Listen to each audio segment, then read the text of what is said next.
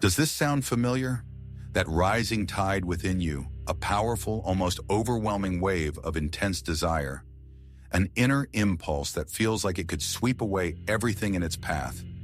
Your best intentions, your brightest goals, that hard-won inner peace you've been cultivating. You stand before this internal storm, and your heart clenches with the premonition of a struggle, with the weariness of a battle not yet begun. 1,000 voices whisper, "Just give in, it's only natural." Why resist? You only live once. Let go of control, allow yourself to be weak for once. And yet, another voice, quieter but persistent, calls from deep within, yearning for clarity, for light, for that higher version of yourself you aspire to become. This internal tug of war, this profound conflict, it's exhausting, isn't it? It drains your energy, makes you doubt yourself, your path, and even the very possibility of reaching that state of calm and clarity your soul so deeply craves. We live in a world, you see, that often presents us with only two extreme ways of dealing with this potent energy.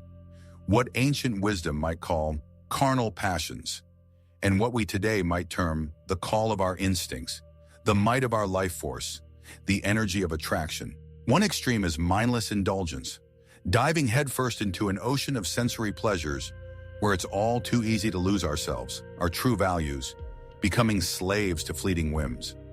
The other is harsh, ascetic suppression, attempting to lock this force away behind 7 gates, declaring it an enemy, something tainted and unworthy. But tell me, can true harmony be built on denying a part of yourself? Can you find genuine freedom by waging an endless war against your own nature? Suppressed energy doesn't just vanish. Like a coiled spring, it seeks an outlet, and often finds it in the most unexpected and sometimes destructive forms, in irritability, in illness, in despair, in secret vices that gnaw at the soul from within. But what if I told you there's a third path? A path not of annihilation or surrender, but of wise understanding, of transformation, of channeling this colossal energy for good. What if the key to true strength lies not in eradicating your desires, but in learning to manage them, like a skilled rider guides a spirited, fiery steed? This is the path of inner alchemy, where base energies are transmuted into the gold of the spirit, into creativity, into constructive action, into love, into service of higher purposes.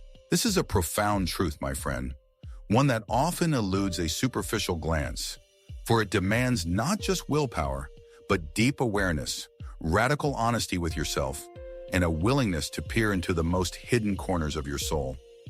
Understand this. This energy in itself is neutral.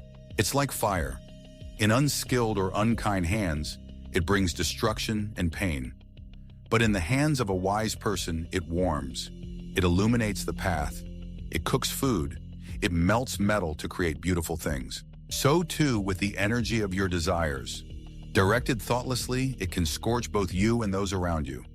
But when made conscious and guided toward the light, it becomes your most powerful ally, the fuel for your spiritual growth and the achievement of your most audacious dreams. The art lies in learning not to extinguish this fire, but also not to let it rage out of control. It's a delicate dance, requiring constant attention and sensitivity to yourself. Imagine it as a mighty river. You could try to build a dam and stop its flow, and then the river will either burst the dam or turn into a stagnant swamp. You could let it flow chaotically, flooding everything around and causing devastation. Or you could dig wise channels, directing its waters to irrigate fields, to turn turbines that generate light. That, my friend, is the path of transformation. So how do you embark on this path? How do you master this art?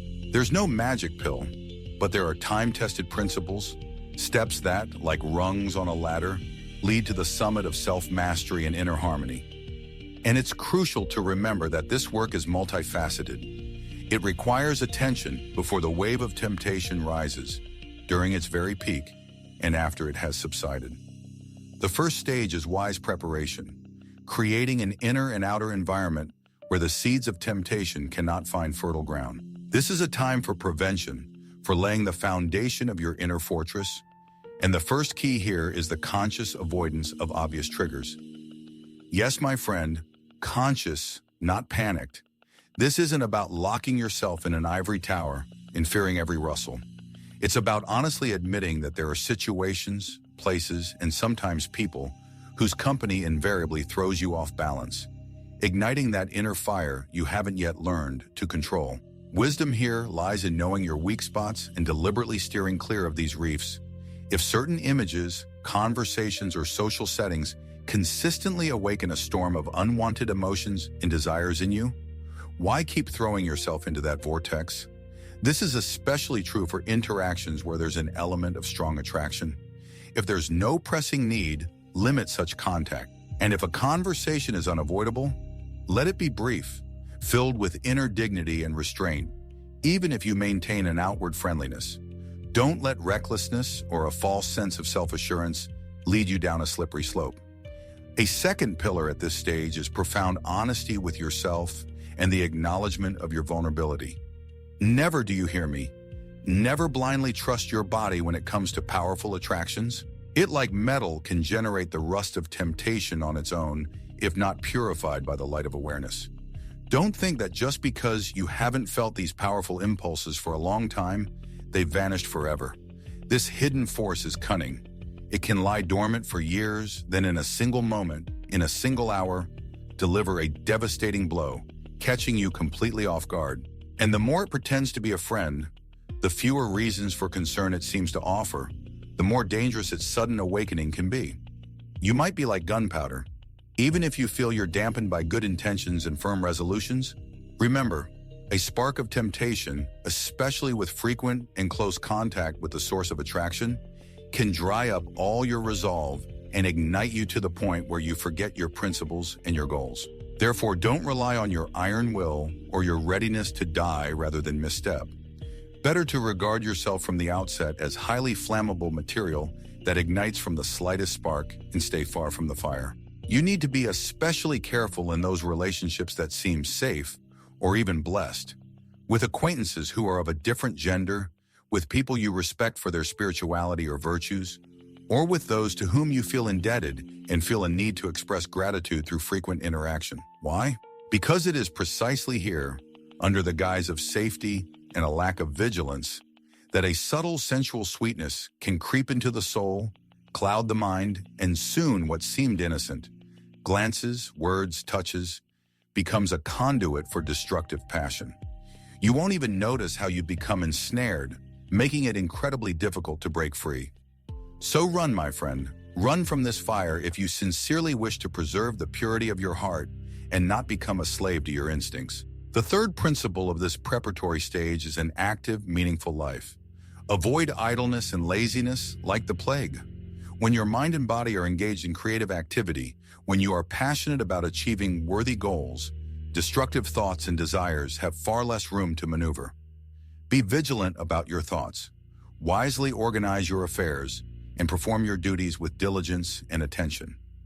Emptiness breeds chaos, while a life filled with purpose breeds order and strength. A fourth golden rule is humility and the refusal to judge others. Never allow yourself to judge another, especially for those very fleshly mistakes we're discussing. Even if someone has clearly stumbled, show them compassion, not contempt or ridicule. From their fall, draw a lesson for yourself. Remind yourself of your own fragility. Today it was them, tomorrow it could be me. If you are quick to condemn, know that life itself, the universal law, may teach you a painful lesson by allowing you to fall into the very same pattern for which you judged, so that you might learn firsthand the destructiveness of arrogance and find true humility. Judge not, lest you be judged. This law works unfailingly. And finally, the fifth element of preparation is constant vigilance and a lack of complacency. If you've achieved some success on your spiritual path, if you feel gifted or are in a state of inner harmony, don't delude yourself into thinking you're already invulnerable, that the enemies of your peace won't dare to attack. The moment you allow such a thought to take root, you become easy prey, like an autumn leaf torn away by the first gust of wind. Consistency in spiritual growth requires unceasing attention and a humble awareness that this path is endless. Now let's move to the second stage. What to do when temptation is already here, when the wave is rising and ready to engulf you. The first and most crucial thing is to identify the cause, the source of this storm, as quickly as possible, and immediately remove it if you can. Causes can be external: a careless glance, seductive words, evocative music, revealing clothing, intoxicating scents, overly familiar interactions, touches. The remedy here is to immediately break contact with the source, avert your gaze, end the conversation, leave the unfavorable environment, change into something modest. Remember the advice to avoid close association with those who serve as a source of temptation. Causes can also be internal: a life of excessive comfort and ease, where the body is pampered and demands ever new pleasures, or they can be intrusive images and thoughts arising from memories or fueled by the shadow aspects of your psyche. If the cause is overindulgence, you need to temper the body with moderate fasting, physical exercise, perhaps even temporarily renouncing some habitual comforts. If, however, it's about obsessive thoughts, then spiritual practices come to your aid. And here we approach a very delicate point. When unwholesome thoughts assail you, many advise engaging them in direct combat, picturing the vileness of the act, its consequences, the loss of honor and purity. But I tell you, my friend, this is not always the surest path. Such a direct confrontation can, on the contrary, intensify the storm. Why? Because even while fighting a thought, you are still holding your attention on its object.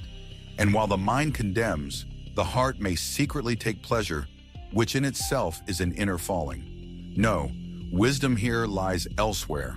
Instead of immersing yourself in analyzing and savoring the details of the temptation, even with the intent to condemn it, immediately switch your mind to subjects of a completely different order, to something capable of sobering the heart and elevating the spirit. Turn your inner gaze towards something immeasurably greater than your fleeting desires. This could be contemplation of great ideals, the meaning of your life, the fragility of human existence, and the inevitable transition to another realm. Remember those who inspire you with their example of purity and strength of spirit.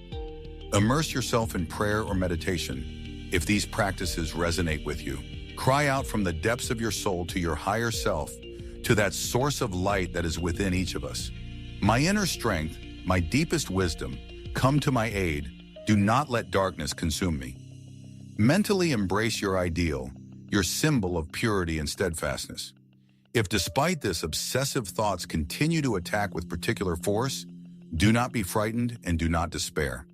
Do not return to direct combat with them. Continue as attentively as possible to hold your mind on these high, sobering subjects, paying absolutely no attention to the tempting thoughts themselves, as if they were not yours, as if they were merely noise outside the window. Know that the best way to dispel them is to treat them with contempt and ignore them completely. Do not honor them with your attention. Frequently interrupt your reflections with a short but sincere prayer or affirmation. I choose light, I choose purity, I choose freedom from these chains. And remember, under no circumstances should you let your mind dwell on the impurity itself.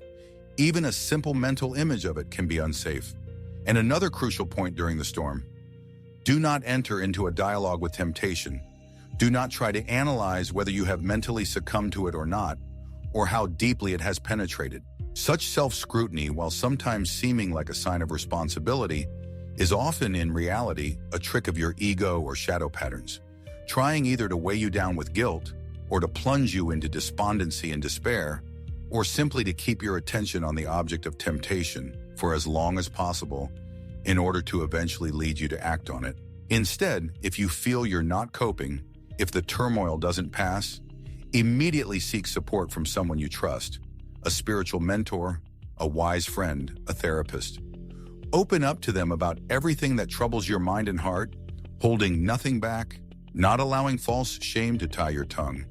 Humbly accept their counsel and find peace by trusting their wisdom.